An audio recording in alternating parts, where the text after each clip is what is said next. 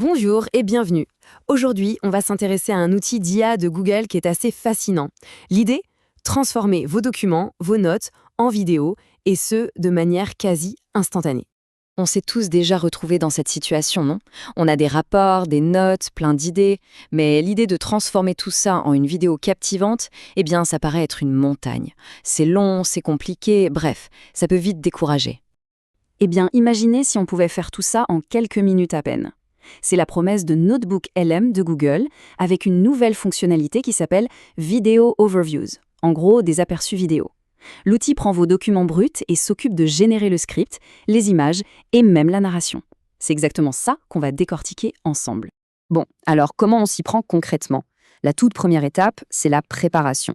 Ça peut sembler un peu basique, je sais, mais croyez-moi, c'est ce qui va faire toute la différence entre un résultat, disons, correct et un résultat vraiment bluffant. Alors attention, premier point super important, le type de compte.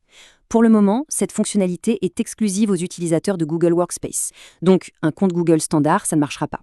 Il y a aussi deux autres conditions, avoir au moins 18 ans, et, dans certains cas, il faudra que l'administrateur de votre organisation active l'option. Donc, un petit truc à vérifier avant de se lancer. Maintenant, les matières premières. Avec quoi est-ce qu'on peut nourrir Notebook LM pour qu'il nous crée une vidéo? Eh bien, la liste est plutôt généreuse. On a bien sûr les classiques, Google Docs, Google Slides, les PDF, mais ça marche aussi avec de simples fichiers de texte, du Markdown, des adresses de pages web publiques et même des liens vers des vidéos YouTube. Franchement, ça ouvre pas mal de possibilités. On peut partir de presque n'importe quel contenu qu'on a déjà. Et justement, à propos de YouTube, il y a une astuce super importante à connaître. Quand on donne un lien YouTube à l'IA, il faut bien comprendre qu'elle ne regarde pas la vidéo au sens où nous on le fait. Non, elle lit la transcription. Du coup, la conclusion est simple. Si la vidéo a une transcription de bonne qualité ou des sous-titres bien faits, le résultat sera infiniment meilleur. C'est logique, la base de la narration sera beaucoup plus solide. Ok, la préparation est faite, on a le bon compte, nos sources sont prêtes. Allez, on passe à l'action. On va voir maintenant comment ça se passe étape par étape pour créer la vidéo directement dans l'outil. Le processus est super bien pensé, vraiment simple à suivre, en gros en 5 étapes. D'abord, on crée ce qu'ils appellent un carnet pour notre projet. Ensuite, on y ajoute nos fameuses sources. De là, on va dans une interface qui s'appelle le studio. C'est là qu'on va choisir aperçu vidéo, donner quelques petites directives et hop, on clique sur générer. C'est un chemin tout tracé, très intuitif. Alors, cette étape dans le studio, elle est absolument cruciale. C'est là qu'on va vraiment piloter l'IA.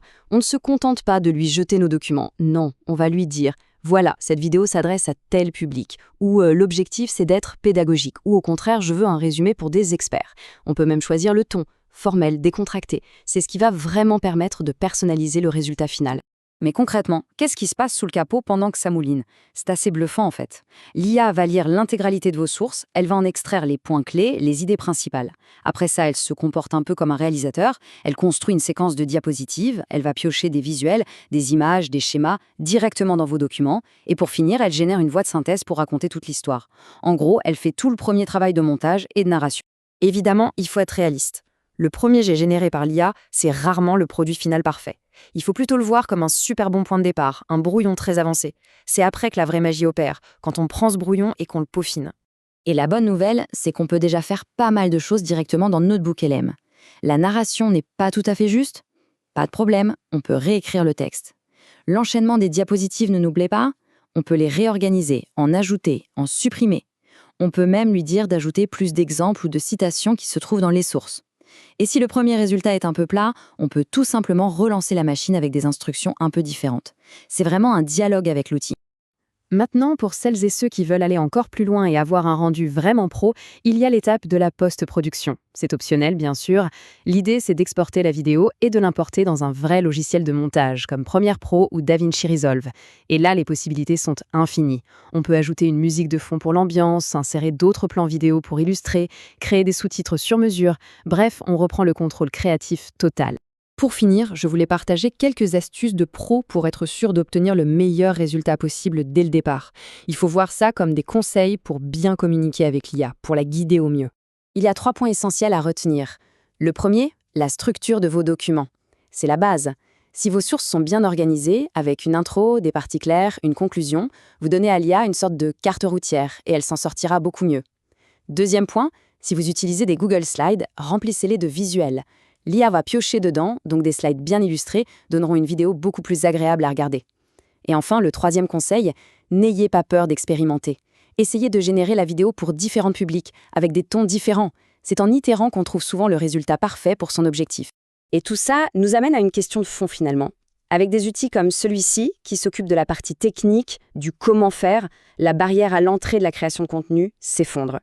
La vraie question n'est plus tellement de savoir comment faire une vidéo, mais plutôt de se demander quelle histoire vaut la peine d'être racontée. Le pouvoir de partager des idées et des récits devient plus accessible que jamais. C'est une perspective assez vertigineuse à laquelle on peut réfléchir.